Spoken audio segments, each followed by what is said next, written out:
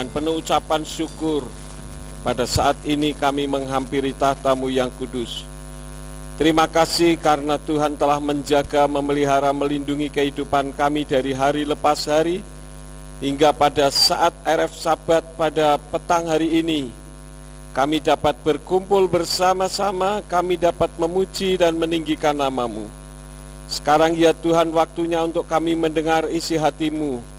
Mari Roh Kudus urapi hamba-Mu dan urapi setiap kami yang mendengar firman-Mu dengan urapan yang sama, agar firman yang ditaburkan dapat kami pahami dan kami mengerti di dalam kehidupan kami. Dan jika ada kuasa penguasa roh jahat di udara yang akan merebut kebenaran firman, kami tolak dan kami patahkan di dalam nama Yeshua HaMashiach. Kami perintahkan Engkau untuk pergi keluar, tinggalkan tempat ini dan tinggalkan setiap hati dan pikiran kami, agar hati dan pikiran kami hanya kami tujukan bagi kebenaran firman saja. Beri kemampuan kepada kami bukan hanya untuk mendengar firman-Mu saja, melainkan juga melakukannya di dalam kehidupan kami. Bentuk kami dan ajar kami ya Bapa, karena kami siap mendengarkan isi hati-Mu. Demi nama Adonai Yeshua HaMashiach, kami sudah berdoa dan mengucap syukur. Haleluya. Semua yang percaya katakan amin. Silakan duduk. Bapak Yahweh memberkati. Shalom aleichem. Puji Bapak Yahweh, Bapak Ibu Saudara sekalian, dalam ibadah RF Sabat pada petang hari ini, saya akan membawakan firman yang saya beri judul Mukjizat dan Berkat Lebih Penting. Mukjizat dan berkat lebih penting itu sementara kebanyakan orang berpikir demikian, ya. Orang berpikir bahwa karena saya mampu melakukan mukjizat, berarti hidup saya benar. Karena saya mampu melakukan mukjizat dan banyak berkat, berarti hidup saya benar di hadapan Tuhan atau tidak bersalah di hadapan Tuhan. Benarkah demikian? Saya akan ajak untuk kita membuka di dalam kitab Yesayahu pasal yang ke-45. Yesayahu atau Yesaya pasal 45 ayat yang kelima. Di sana dikatakan, Akulah Yahweh dan tidak ada yang lain. Selain Aku tidak ada Elohim. Aku akan memperlengkapimu walaupun engkau tidak mengenalku. Ani Yahweh wa ein zulati ein Elohim a'azerka welo yedatani. Akulah Yahweh, tidak ada yang lain. Selain Aku tidak ada Elohim. Berarti Elohim itu hanya Bapa Yahweh. Aku akan memperlengkapimu. Ini adalah terjemahan dari Indonesian Literal Translation. Tetapi kalau mengacu kepada kitab Ibrani tadi, sebetulnya Aku akan membantumu, a'azerka, walaupun engkau tidak mengenal Aku. Bapak Ibu Saudara sekalian, hal ini sering terjadi ketika saya memberitakan tentang nama Bapa. Nama Bapa itu penting. Ada orang berpikir, apa sih pentingnya nama Bapa kok sedemikian rupa memaksakan kehendak? Loh, yang memaksakan kehendak siapa? Saya tidak pernah memaksakan kehendak. Kalau kita tanya memaksakan kehendak, yang memaksakan kehendak itu si empunya nama itu. Itu yang memaksakan kehendak supaya namanya disebut, sehingga tidak dilupakan orang. Kalau saudara membaca di dalam kitab Hakim-Hakim pasal yang kedua ayat yang ke-10, saudara akan melihat bagaimana bangsa Yahudi pernah lupa nama sesembahannya sendiri. Kenapa? Karena mereka sudah mengganti menjadi sebutan. Dan hal itu sesuai dengan kitab Talmud di dalam Berakot Sota 38b, Misnah Sota pasal 7 ayat yang ke-6, dan Misnah Tamid pasal 7 ayat yang kedua. Jadi mereka tidak menyebut itu karena mereka lebih taat kepada Talmud daripada taat kepada firman itu sendiri. Di dalam 1 Tawari 16 ayat 8, Mazmur 105 ayat 1, Keluaran 3 ayat 15 semua menyatakan bahwa namanya adalah Yahweh dan itu harus disebut dari generasi ke generasi. Tetapi kalau saya menyatakan tentang masalah nama, banyak orang marah, saudara-saudara. Ini betul-betul aneh dan tidak masuk di akal saya. Bapak Abraham, Yitzhak, dan Yakub mereka menyembahnya Bapak Yahweh. Tetapi orang Indonesia kalau sudah bicara soal Yahweh, wah ini saksi Yehova. Saksi Yehova ganti baju. Baju apa yang diganti? Kami tidak pernah jadi saksi Yehova dan tidak pernah ganti baju. Jadi itu hanya alasan-alasan yang dibuat-buat. Orang berpikir Pak Yakub itu ngawur. Ya, kemarin itu ada rekan saya, seorang dewasa muda yang tinggal di Australia, namanya Pak Wiko. Beliau memberitahu kepada saya, dia bilang begini, Om, coba lihat deh di YouTube-nya Rita Wahyu. Dia kasih linknya. Wah, kok lama sekali. Intinya saja apa?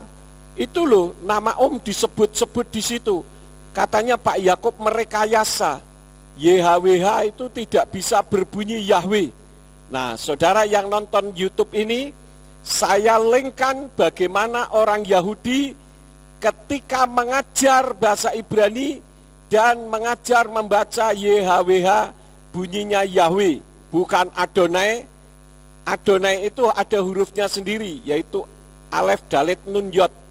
Adonai atau Hashem itu ada huruf-hurufnya sendiri. Tetapi Yod, He, Waw, He kalau membaca bunyinya Yahweh. Karena itu coba dengar YouTube ini. Bagaimana orang Yahudi mengajar membaca huruf Yod, He, Waw, He atau YHWH. Shalom, ani bet. שלום, אני בית. הדרך ישר, ישר. או הדרך ישרה, הדרך ישרה. דרך זכר או נקבה. מה עוד ישר? מה עוד ישר? אנשים ישרים, טובים. אנשים ישרים, אנשים טובים. זה בית. והבית כסוס. הבית כסוס. הבית הזה כחלב. הבית הזה כחלב. והבית הזה ככבש. הבית הזה ככבש. הבית הזה כספר. הבית הזה כספר.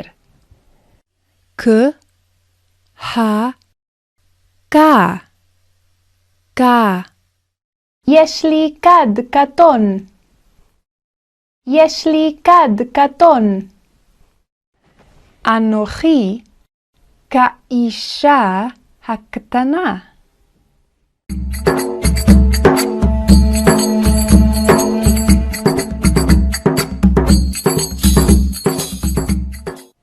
אברהם הלך כאיש מצרי.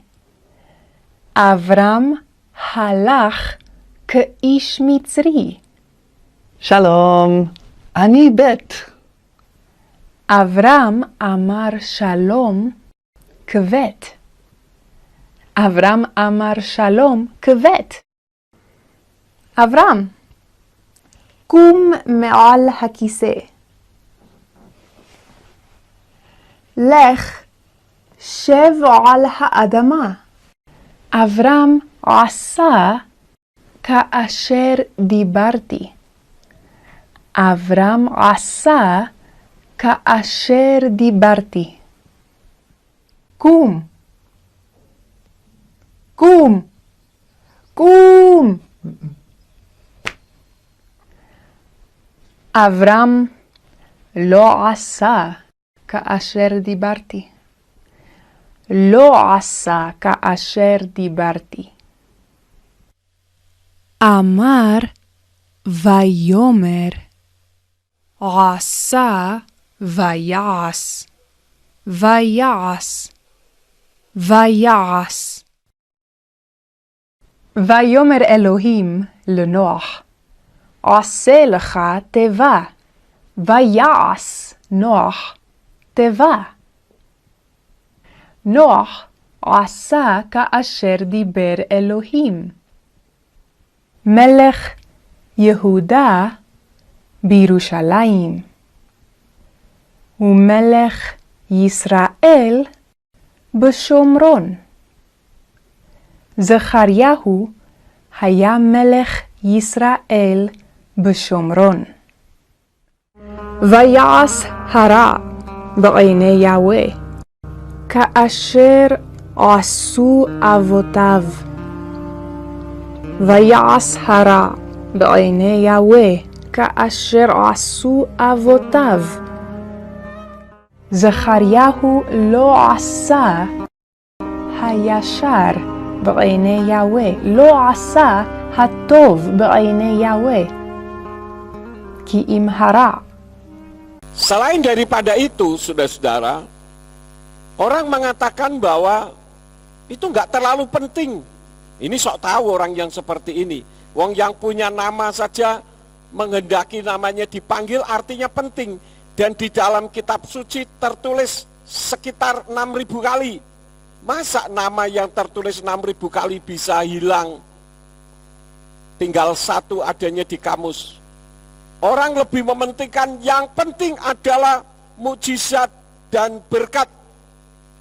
Itulah sebabnya maka kalau ada orang menyampaikan firman, kemudian ada mukjizat dan berkat, wah orang berbondong-bondong. Ya tidak salah, saya katakan itu tidak salah. Tetapi itu bukan hal yang paling penting menurut kebenaran firman. Jadi kalau ada orang mengatakan mukjizat dan berkat lebih penting, ini adalah pemikiran sebagian orang yang khususnya anti dengan nama Yahweh. Malah ada yang mengatakan, pernahkah ada orang yang disembuhkan dari sakit penyakit menggunakan nama Yahweh? Belum. Saya sendiri tidak perlu orang lain. Saya sudah menyaksikan 4 tahun yang lalu sekitar itu, ginjal saya berhenti dua-dua. Saya dapat mukjizat dalam nama Yahweh, dan tanpa saya minum pil 1 butir pun. Waktu itu saya ada di Singapura dalam rangka berobat. Saya belum minum pil sudah disembuhkan dalam nama Yahweh. Saya tidak menyaksikan orang lain, tapi saya menyaksikan diri saya sendiri. Kalau saudara ingin melihat fotonya, saudara bisa melihat di Facebook saya. Itu ada di situ. Itu sebagai bukti bahwa dalam nama Yahweh pun ada mukjizat. Tetapi sebetulnya kalau kita berbicara tentang kebenaran firman, mukjizat dan berkat boleh saja terjadi, tetapi itu bukan yang terpenting, saudara-saudara. Karena apa? Walaupun orang tidak mengenal Yahweh, tetapi mereka diberi perlengkapan, dibantu oleh Elohim. Kan tadi di dalam kitab Yesayahu pasal 45 ayat 5 katakan, Ani Yahweh wa ein zulati ein Elohim a'azerka velo yedatani. Aku Yahweh, tidak ada yang lain, selain aku tidak ada Elohim. Aku akan membantumu walaupun engkau tidak mengenal aku. Jadi kalau ada orang yang berdoa untuk kesembuhan orang lain, Bapak Yahweh tidak tinggal diam walaupun orang itu tidak mengenal. Ini ayat firman. Jadi itu sekedar bonus, saudara-saudara. Jangan kegeeran merasa karena sudah bisa melakukan mukjizat dan berkat, berarti hidupnya berkenan dan tidak perlu nama Yahweh. Kalau tidak perlu nama Yahweh, saya kira nama Yahweh tidak perlu ditulis sampai ribuan kali. Ya. Jadi jangan berpikir mukjizat dan berkat itu menjadi ukuran hidup berkenan di hadapan Elohim, sehingga tidak perlu mengenal Yahweh. Nah, yang menjadi pertanyaan, kenapa tidak mengenal Yahweh tapi dibantu? Kan begitu. Buktinya tidak usah pakai Yahweh, saya melakukan mukjizat. Nanti kita akan lihat yang sesungguhnya. Yang pertama, kenapa orang tidak mengenal nama Bapa tetapi dibantu atau diperlengkapi? Yang pertama, orang-orang jahat juga diciptakan Yahweh. Bukan Yahweh menciptakan orang jahat yang dimaksudkan, tetapi ciptaan Yahweh yang dikuasai roh jahat, ya. Ini artinya Tuhan tidak pernah membedakan orang. Kita lihat ayatnya di dalam Roma pasal yang kedua. Roma pasal yang kedua ayat yang ke-11. Karena di hadapan Elohim tidak ada pengistimewaan.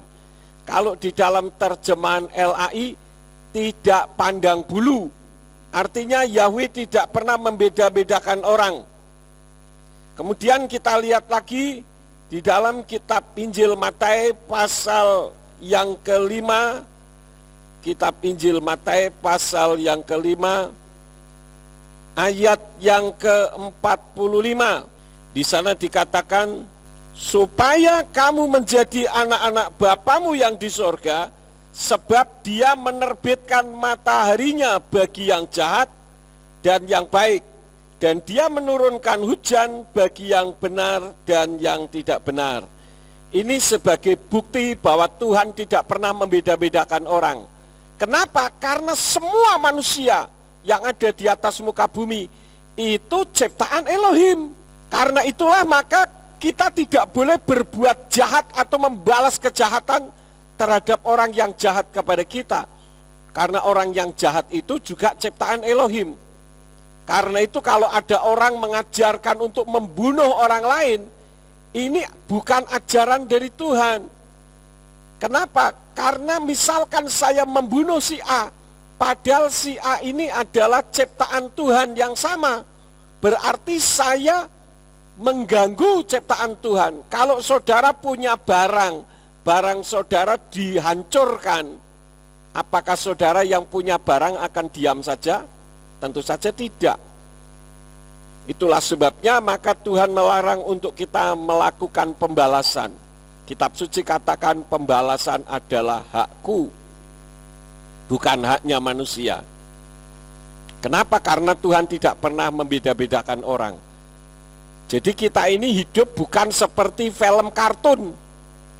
Saudara lihat film kartun, kalau misalkan saya kehujanan, hanya saya yang kehujanan. Saya berjalan ke sana, air hujannya ngikuti, saudara-saudara. Sementara yang lain tidak kehujanan. Itu kan film kartun. Ya, kita tidak hidup sebagai pemain film kartun. Manusia itu memang serba susah, saudara-saudara.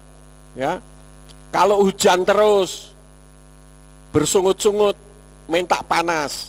Panas terus, bersungut-sungut, minta dingin. Dingin terus, bersungut-sungut, minta angin. Angin terus bersungut-sungut minta panas. Jadi bingung saudara-saudara, ya. Enggak pernah ada puasnya. Buktinya apa? Yang rambutnya putih pengen hitam, yang rambutnya hitam pengen pirang. Jadi enggak ada puasnya. Itu yang pertama saudara-saudara. Jadi kenapa orang tidak mengenal Yahweh tetapi dibantu? Karena semua manusia adalah ciptaan Elohim. Yang kedua, Yahweh itu Elohim yang penuh kasih. Karena itu saudara pernah mendengar ada orang yang karena dia jauh dari Tuhan, kemudian dia katakanlah mau tenggelam di tengah laut, tetapi dia diselamatkan. Maka karena dia tidak mengenal kebenaran tentang nama Bapa Yahweh Besem Yeshua HaMashiach Beruah HaKodesh, maka orang ini berusaha untuk mendekatkan dirinya. Tadinya hidupnya jahat, ketika mau tenggelam tidak jadi, atau ketika kambruan rumah ada rumah roboh menimpa dirinya tetapi tidak mati, maka orang sadar harus hidup benar sehingga hidupnya tidak jahat lagi. Jadi Bapak Ibu Saudara sekalian, Yahweh itu Elohim yang penuh dengan kasih. Contohnya di dalam kitab Mazmur pasal yang ke-100. Mazmur pasal yang ke-100 ayat yang ke-5. Di sana dikatakan, sebab Yahweh itu baik, kasih setianya untuk selama-lamanya, dan kesetiaannya turun-temurun. Kitov Yahweh leolam kasdo, wa ador wedor emunato. Jadi kesetiaannya itu dari generasi ke generasi. Di sana diterjemahkan menggunakan bahasa Ibraninya wa ador wedor. Jadi dari generasi ke generasi. Artinya yang ada dalam diri Yahweh itu serba kekal.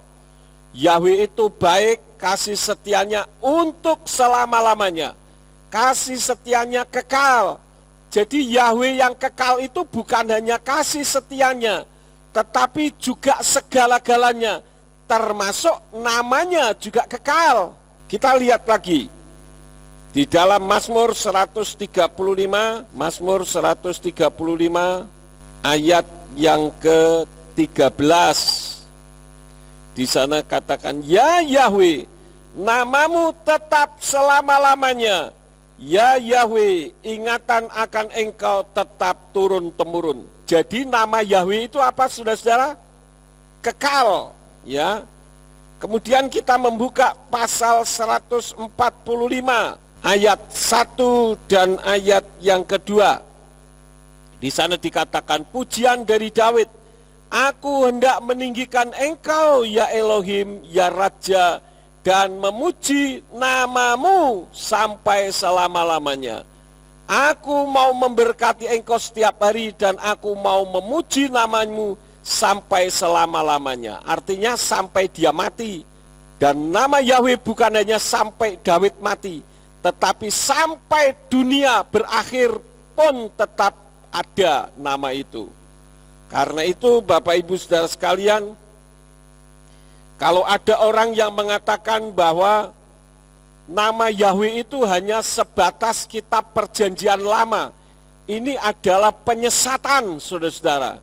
Memang di dalam perjanjian baru nama Yahweh tidak ditulis. Kenapa? Karena dari kitab suci terjemahan bahasa Indonesia dan dari kitab suci berbahasa Yunani. Tapi kalau kita membaca dari kitab suci berbahasa Ibrani, nama Yahweh tetap ada. Bahkan saya sempat membuat buku yang berisi hanya ayat-ayat saja yang aslinya dalam bahasa Ibrani pakai nama Yahweh. Tetapi di dalam perjanjian baru oleh Yayasan Lembaga Alkitab Indonesia diterjemahkan menjadi Tuhan hanya T-nya saja yang huruf besar dan Allah hanya A-nya saja yang huruf besar. Sementara kalau di dalam perjanjian lama kata Tuhan hanya T-nya saja yang huruf besar atau Allah hanya A-nya saja yang huruf besar itu dari kata Elohim. Sedangkan kalau dari kata nama Yahweh yaitu Allah huruf besar semua dan Tuhan huruf besar semua. Tapi dalam kitab perjanjian baru Allah hanya A-nya saja yang huruf besar dan Tuhan hanya T-nya saja yang huruf besar. Ada yang berasal dari Elohim, ada yang berasal dari Yahweh.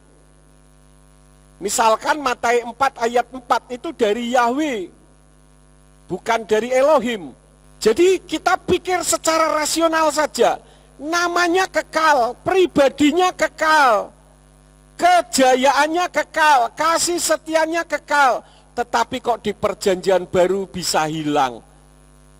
Apakah ini masuk akal? Kenapa Pak Yakub mengatakan begitu? Nama Daud ada di kitab perjanjian baru. Nama Yefta ada di kitab perjanjian baru. Nama Abraham, nama Yitzhak, nama Yakov, nama Samuel, nama Simpson, ada semua di dalam kitab perjanjian baru. Padahal orangnya sudah mati, saudara-saudara. Tetapi kok masih ditulis ya di dalam kitab perjanjian baru. kok ndak protes gitu loh. Tapi Yahweh yang kekal tidak ada kok seneng. Apakah ini masuk akal, saudara-saudara? Tapi bagi mereka yang terlalu cinta dengan Allah berpikir masuk akal. Ya go ahead, silakan. Tapi bagi saya itu di luar akal manusia. Karena betul-betul tidak sesuai. Ada bahkan orang yang menganggap Yahweh itu kejam. Kalau Yeshua itu penuh kasih. Nah, ini orang tidak paham firman. Padahal di dalam Yohanan 3 ayat yang ke-16, Yeshua turun ke bumi yang merupakan manifestasi dari dirinya sendiri dalam wujud manusia. Di sana dikatakan ki koahaf Elohim et haolam atkinatan et beno yekido lemaan loyofat kal haam hama aminbu elayin kal kaye olam. Karena demikian kasih Elohim, yang kasih itu Elohim dalam kapasitas Yahweh yang turun ke dalam dunia ini. Jadi kalau orang mengatakan Yahweh itu kejam, bagaimana dengan Yeshua yang adalah Yahweh sendiri yang turun dalam wujud manusia ke atas muka bumi? Karena kasihnya, karena cintanya kepada seisi dunia ini. Jadi kalau orang mengatakan Yahweh itu kejam, Yeshua itu penuh kasih, artinya perjanjian lama dan perjanjian baru ini Tuhannya dua. Padahal tidak demikian. Ada banyak sekali ayat-ayat yang menyatakan bahwa Yahweh itu Yeshua. Nanti di dalam YouTube, saudara akan melihat ayat-ayatnya yang membuktikan bahwa Yeshua itu Yahweh. Jadi kalau ada orang yang mengaku penuh Roh Kudus, tetapi menolak Yahweh, kelihatan kalau itu Roh Kudus palsu, saudara-saudara. Bukan saya yang ngomong loh, kitab suci. Saudara bisa lihat ayat-ayatnya.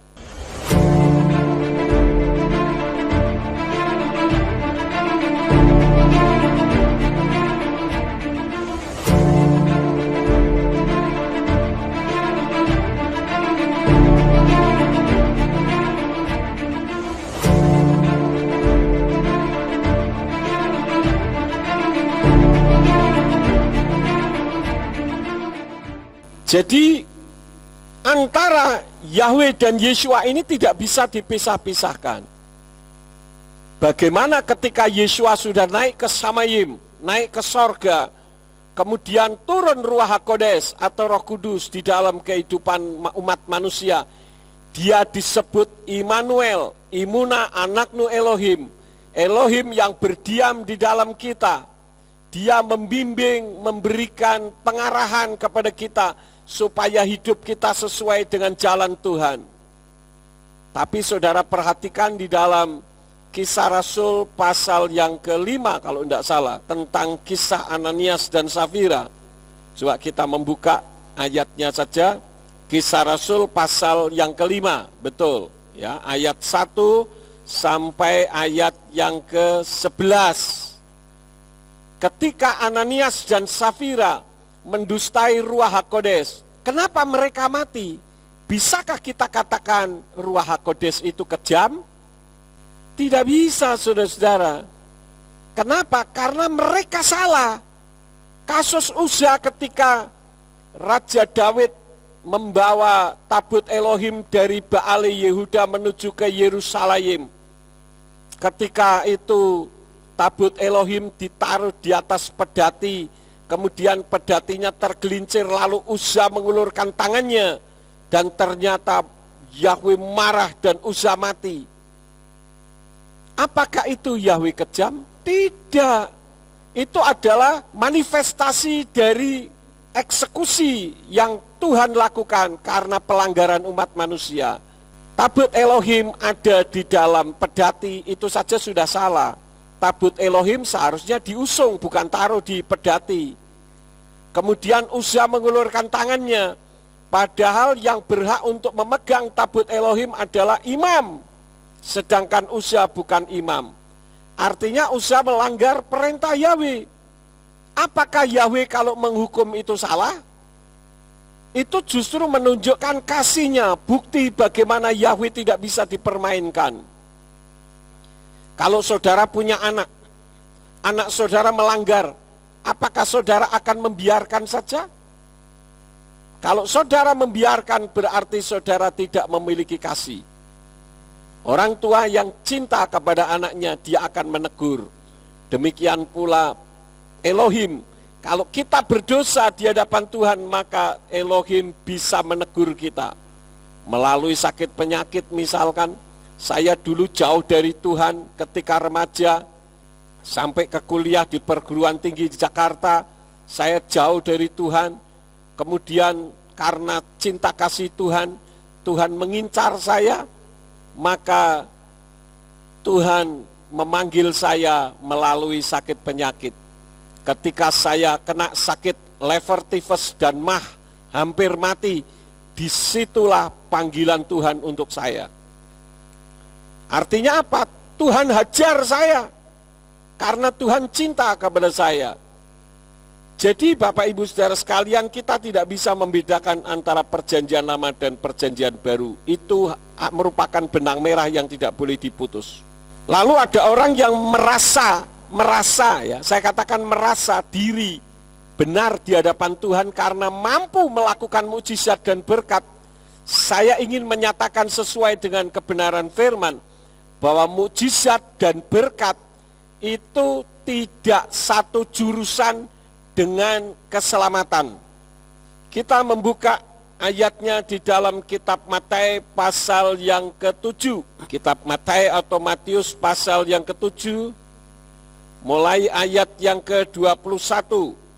Di sana dikatakan, bukan setiap orang yang berkata kepadaku Tuhan, Tuhan, dia akan masuk ke dalam kerajaan sorga, melainkan yang melakukan kehendak Bapakku yang di sorga.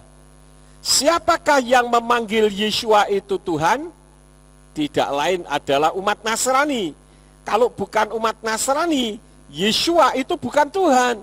Kalau bukan umat Nasrani, memanggil Yeshua hanya sebagai nabi saja. Ini perbedaannya. Nah, kalau yang tidak mengenal lebih dalam lagi, ada yang mengatakan Yeshua itu adalah pendiri agama Kristen. Ada juga yang mengatakan Yeshua adalah ahli pujangga. Ya boleh-boleh saja orang menyatakan demikian. Tetapi sesuai dengan pasal 7 dari Matius ayat yang ke-21, bukan setiap orang yang berkata kepadaku Tuhan, Tuhan, dia akan masuk ke dalam kerajaan sorga. Yang menyebut Yeshua Tuhan adalah umat Nasrani. Tapi perhatikan ayat yang ke-22. Banyak orang akan berkata kepadaku pada hari itu, Tuhan, Tuhan, bukankah dalam namamu kami telah bernubuat, dan dalam namamu kami mengusir setan, dan dalam namamu kami melakukan banyak mujizat. Mungkin juga mengatakan dalam namamu kami juga memberkati gereja, kami membagi-bagi uang ke gereja. Artinya mujizat dan berkat ada pada orang tersebut. Tetapi perhatikan ayat yang ke-23, dan pada waktu itu aku akan menyatakan kepada mereka, aku tidak pernah mengenal kamu, enyalah daripada kamu yang mengerjakan kedurhakaan. Jadi Bapak Ibu Saudara sekalian, bukan berarti yang mampu melakukan mukjizat itu pasti selamat. Karena mukjizat dan berkat itu beda jurusan dengan keselamatan.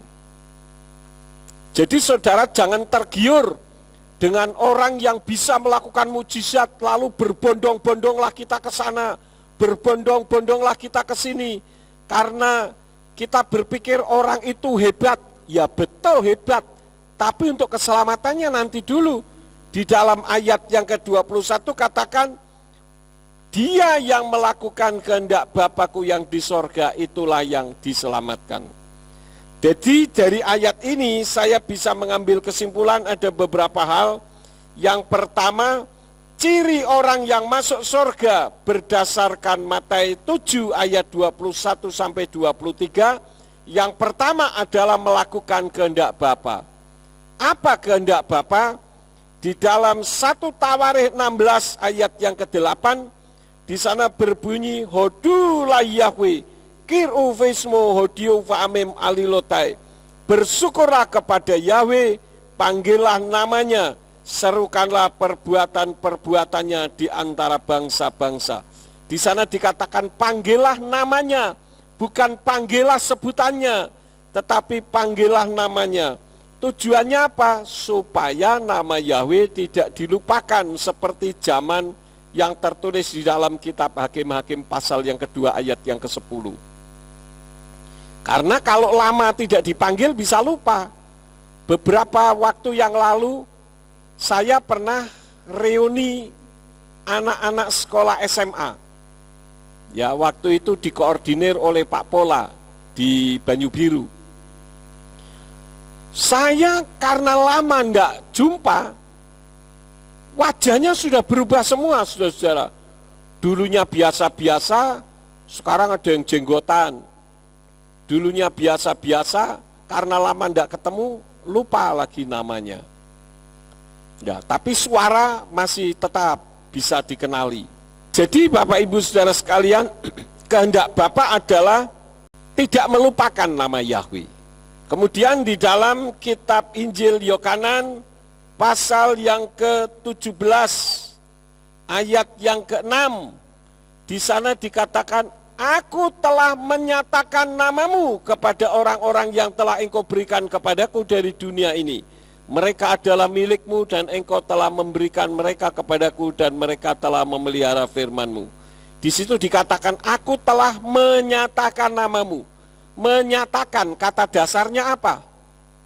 Nyata, artinya Yesua membuat nyata namamu, nama Bapa, yaitu Yahweh. Yesua bukan mengguremkan, aku telah mengguremkan namamu, atau aku telah menghilangkan namamu. Tidak, yang disebut di situ aku telah menyatakan namamu, membuat nyata nama Yahweh. Jadi kalau ada orang mengatakan Yesua tidak pernah menyebut Yahweh, ya tentu saja karena yang dibaca kitab suci berbahasa Yunani. Sejak perjanjian lama yang terkenal dengan kitab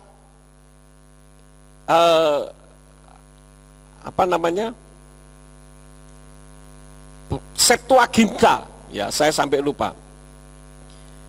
Di dalam kitab perjanjian lama berbahasa Yunani yang terkenal dengan nama Septuaginta, nama Yahweh sudah hilang, saudara-saudara. Diganti menjadi Kurios. Kalau Elohim diganti menjadi Theos. Jadi sejak perjanjian lama sudah hilang. Ini ditambah lagi perjanjian baru. Kenapa sih seperti itu? Saya katakan setan tahu nama Yahweh itu dahsyat sekali. Sehingga setan tidak mau nama Yahweh diingat-ingat oleh umat-umatnya. Jadi di sini kita melihat bagaimana yang melakukan kehendak Bapa, yaitu membuat supaya nama Yahweh tidak dihilangkan. Ya. Jadi kalau ada orang mengatakan tidak ada nama Yahweh karena membacanya dari kitab berbahasa Yunani. Tapi kalau dipikir secara logika seperti yang tadi saya sudah sampaikan, sangat tidak masuk akal. Nama-nama orang yang sudah mati di perjanjian lama ada, nama Yahweh yang kekal kok sampai hilang. Tapi kok ya anehnya dipercaya, itu loh. Itu yang pertama. Ciri-ciri orang yang masuk surga berdasarkan kitab Matius pasal 7 ayat yang ke-21, melakukan kehendak Bapa. Jadi mukjizat dan berkat itu bukan hal yang paling penting. Yang kedua, berdasarkan kitab Matius 7 ayat 21 sampai 23 lagi, tadi adalah dikenal oleh Yahweh. Nah, bagaimana agar dikenal? Ya tentu sering berkomunikasi. Masa orang komunikasi tidak kenal namanya? Tidak mungkin. Kalau orang setiap hari ngobrol-ngobrol, masa kemudian diam saja. Iya, saya belum tahu nama kamu siapa sih? Tentu kita saling mengenal, saudara-saudara. Itu hal yang kedua. Yang ketiga, mukjizat dan berkat terbesar bagi umat manusia itu adalah terjadinya perubahan dari orang menolak Yahweh menjadi mengasihi Yahweh. Jadi jangan saudara menganggap mukjizat yang hebat itu orang lumpuh berjalan, orang mati bangkit, orang yang kakinya panjang sebelah, tangan panjang sebelah bisa lurus lagi. Memang itu mukjizat. tetapi itu bukan mukjizat yang paling hebat. Mukjizat yang paling hebat adalah kalau orang hatinya diubah oleh Bapa Yahweh. Itu mukjizat. Nah, saya katakan bahwa semua saudara yang ada di tempat ini, saudara adalah orang-orang yang menerima mukjizat terbesar itu. Saudara tidak sekolah teologi, saudara tidak pernah duduk di kursi sekolah teologi walaupun 1 hari, tetapi saudara mengenal nama Yahweh. Tetapi saya sudah pernah diskusi dengan master teologi, doktor teologi, profesor teologi. Mereka membedakan nama, sebutan, bahasa, dan budaya saja bingung semua, saudara-saudara. Padahal kalau berbicara soal Yahweh kan berbicara soal nama, tetapi orang kacau, disangka bahasa. Kalau Pak Yakob pakai Yahweh, seharusnya kitab sucinya jangan pakai bahasa Indonesia, pakai bahasa Ibrani dong. Oh ya, kalau begitu Anda yang pakai Allah seharusnya jangan menggunakan kitab suci berbahasa Indonesia. Lalu menggunakan apa? Gunakan kitab suci bahasa Arab. Kan sama, saudara-saudara. Artinya tidak bisa membedakan Yahweh itu nama, bukan bahasa. Bahasa mau bahasa apa saja, tidak masalah. Rita Wahyu mengatakan, YHWH tidak bisa berbunyi. Saya sebetulnya salut, angkat 4 jempol dengan Rita Wahyu, karena beliau ini sekolah di Israel. Tetapi kok soal nama Yahweh jadi nggak ngerti. Something wrong kalau menurut saya. Ada sesuatu yang keliru dalam kehidupannya. Nah, saudara dan saya, katakanlah kalau saya sekolah teologi, saudara yang tidak sekolah teologi, tapi saudara bisa membedakan nama, sebutan, bahasa, dan budaya. Itu karena saudara mendapatkan mukjizat dan saudara menggenapi kitab suci yang tertulis di dalam 1 Korintus pasal yang ke-1 ayat yang ke-27. Di sana dikatakan, akan tetapi Elohim telah memilih apa yang bodoh dari dunia, supaya dia dapat mempermalukan mereka yang berhikmat, dan Elohim telah memilih apa yang lemah dari dunia, supaya dia dapat mempermalukan apa yang kuat. Orang-orang yang sekolah teologi akan merasa diri hebat. Saya sekolah teologi loh, kamu sekolah apa? Ya, kalau suruh diskusi tentang nama Yahweh, tidak mau. Kenapa kamu tidak sekolah? Berapa titel kamu? Saya ini titelnya 10. Wah, sombong sekali. Mau titel 10, mau titel 20. Kalau membedakan nama, sebutan, bahasa, dan budaya saja tidak tahu, percuma. Titel banyak-banyak. Tidak usah sekolah teologi, belajar sendiri, bukunya dipelajari sendiri juga sama saja. Cuman ini tidak bertitel. Orang mau belajar otodidak itu juga bisa lebih pintar daripada orang yang sekolah teologi. Jadi itu bukan ukuran. Ya. Kemudian hal yang keempat, di dalam kitab Matius 7 ayat yang ke-23 tadi bunyinya apa? Saya kembali lagi ke sana. Ayat yang ke-23. Pada waktu itu aku akan menyatakan kepada mereka, aku tidak pernah mengenal kamu, hanyalah daripada kamu yang mengerjakan kedurhakaan. Jadi orang yang bisa masuk ke Samayim, ke surga, menurut kitab Matius 7 ayat 21 sampai 23 adalah orang yang tidak durhaka.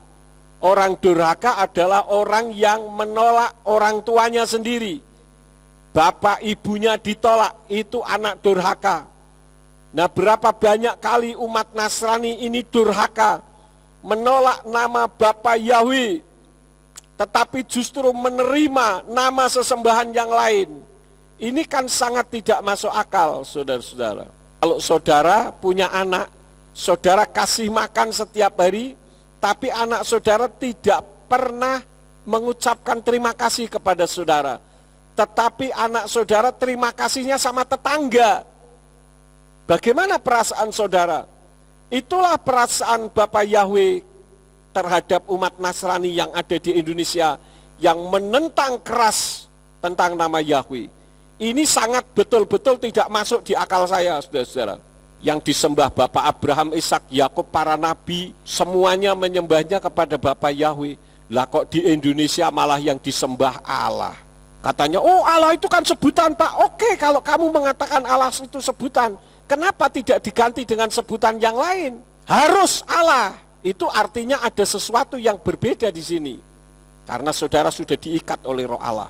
Oleh karena itulah maka saya bersyukur Tuhan izinkan untuk saya menggembalakan orang-orang yang tidak durhaka. Poin yang terakhir, kenapa mujizat dan berkat jasmani tidak penting jika dibandingkan dengan keselamatan? Ada 3 hal. Yang pertama adalah mujizat dan berkat itu bukan inti iman kita.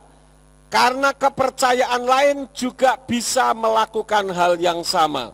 Saya belakangan ini sempat nonton YouTube Sai Baba. Sai Baba itu bisa melakukan mujizat ketika dia diminta untuk mengeluarkan emas. Dia keluarkan emas dari tangannya, cuman digosok-gosok saja keluar emas, saudara-saudara. Dan itu dibagi-bagikan. Orang Kristen yang mengatakan yang penting mujizat dan berkat pernah mengeluarkan emas. Mas Yanto, Mas Bambang mungkin. Tapi Sai Baba bisa melakukan itu. Dulu waktu saya sekolah di Hagai Institute di Hawaii, di Maui, saya punya teman dari Afrika. Teman dari Afrika itu cerita kalau di Afrika, ini tidak masuk di berita sayangnya. Di Afrika itu ada orang yang menamakan dirinya The Black Jesus. Yesus hitam. Ya, dia bisa melakukan mujizat. Teman saya cerita itu pohon-pohon besar dilibas dengan tangan begitu ambruk, saudara-saudara. Jadi tidak perlu pakai denso. Kalau mau ngambruk ke pohon tinggal panggil orang itu suruh ngibaskan tangan ambruk semua pohon. Mereka bisa melakukan mujizat. Kenapa mujizat itu dijadikan hal yang paling penting? Sementara mujizat perubahan hati itu tidak diutamakan.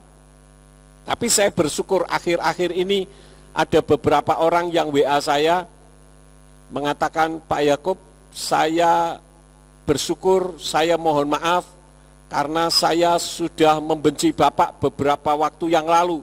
Saya sangat membenci, padahal saya belum pernah ketemu, kenal belum, ngobrol pun belum. Tapi dia bisa membenci saya karena ada roh yang ada dalam dirinya yang membuat dia membenci saya. Tetapi akhir-akhir ini dia katakan, sekarang setelah Tuhan memberi pencerahan kepada saya baru tahu bahwa apa yang diajarkan Pak Yakub itu benar. Ini adalah mujizat, saudara-saudara. Dulunya menentang, akhirnya menerima. Ya, itu yang pertama. Yang kedua, soal kepercayaan yang lain juga bisa melakukannya. Coba kita melihat ayatnya dulu ya. Di dalam kitab Keluaran pasal yang ke-7, ini menunjukkan bahwa orang yang tidak mengenal Yahweh pun bisa melakukan mujizat. Keluaran 7 ayat yang ke-22. Dan para ahli sihir Mitsrayim pun melakukan hal yang sama dengan mantra-mantra rahasia mereka, dan hati Paro atau Fir'aun pun menguat dan dia tidak mau mendengarkan mereka seperti Yahweh telah berfirman. Ini adalah mujizat-mujizat yang dilakukan ketika Mose akan memimpin bangsa Israel keluar dari Mitsrayim menuju ke tanah perjanjian. Ketika Mose melakukan mujizat, ahli-ahli sihir pun bisa melakukan hal yang sama. Artinya mujizat dan berkat tidak boleh menjadi andalan, saudara-saudara, karena itu bukan jurusannya keselamatan. Itu hanya bonus saja. Kalau menurut kitab Yesayahu pasal 45 ayat yang kelima, hanya bonus, kok dibangga-banggakan. Itu yang pertama. Yang kedua, mujizat dan berkat itu tidak mampu menghantar kita ke sorga. Yang mampu menghantar kita ke sorga adalah iman kita. Ketika kita tahu bahwa pemilik sorga adalah Yahweh, kemudian pintu masuknya adalah melalui Yeshua HaMashiach, dan kuncinya adalah kasih. Sudah beres, saudara-saudara. Artinya kita tidak melakukan kejahatan. Ketika kita hidup di atas muka bumi, maka jaminan kepastian keselamatan itu ada. Yang ketiga, kenapa mujizat dan berkat jasmani tidak lebih penting dibandingkan dengan keselamatan?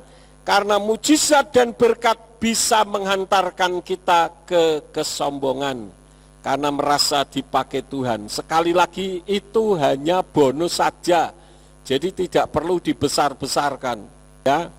Oleh karena itulah kita harus hati-hati. Apakah kita bisa melakukan mujizat dan berkat? Oh, bisa. Dulu waktu kita ibadah di ruko, saudara-saudara, ada seorang ibu dari Jakarta pulang ke Ambarawa, tinggal menanti kematian.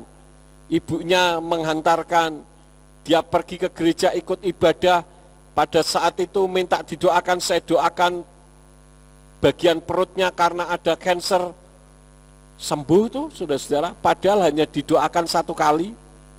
Karena memang Tuhan berkehendak seperti itu. Dan kalau saya ceritakan ada banyak sekali mujizat-mujizat. Bagi saya itu tidak penting. Kalau saya ada orang sakit suruh mendoakan, saya tinggal doakan. Mau sembuh atau mau mati bukan urusan saya. Mau sembuh ya urusan Tuhan, mau mati juga urusan Tuhan. Tidak bisa juga ketika sembuh, wah itu karena saya. Tidak, saya punya apa? Tidak punya apa-apa, saudara-saudara. Saya hanya tumpang tangan, saya imani sembuh, sudah itu saja. Kalau Tuhan izinkan sembuh, tentu sembuh, ya.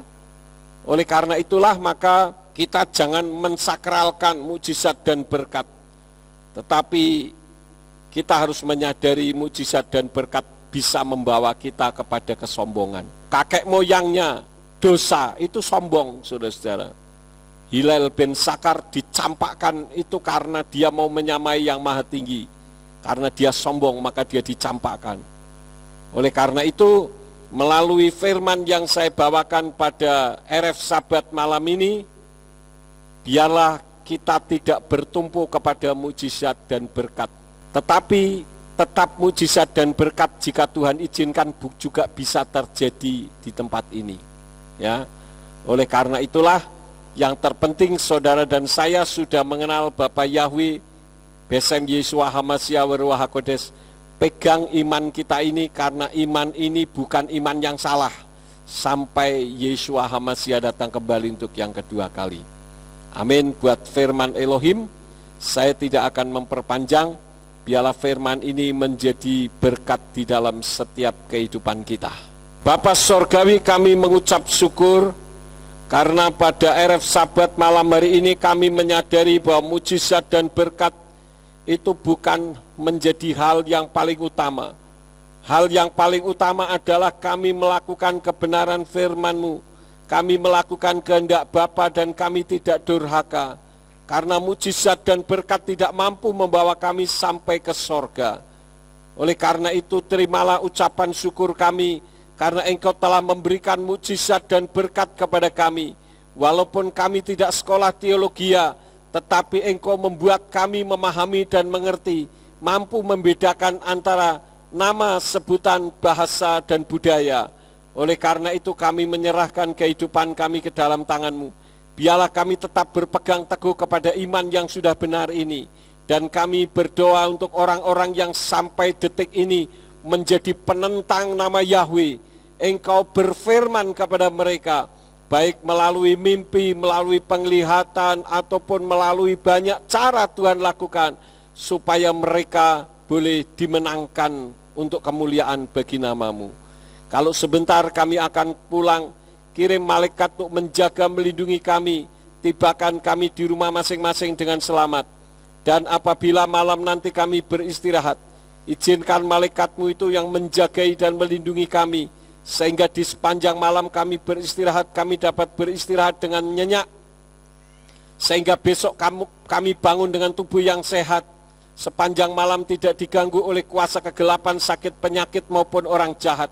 Dan ketika kami besok melakukan aktivitas, dan aktivitas itu berkenan di hadapan-Mu, biarlah Engkau memberkati, supaya kami bisa mengembalikan lagi guna hormat dan kemuliaan bagi nama-Mu. Berkati juga semua yang sudah ambil bagian di dalam pelayanan pada RF Sabat malam ini. Engkau pakai mereka semakin hari semakin heran.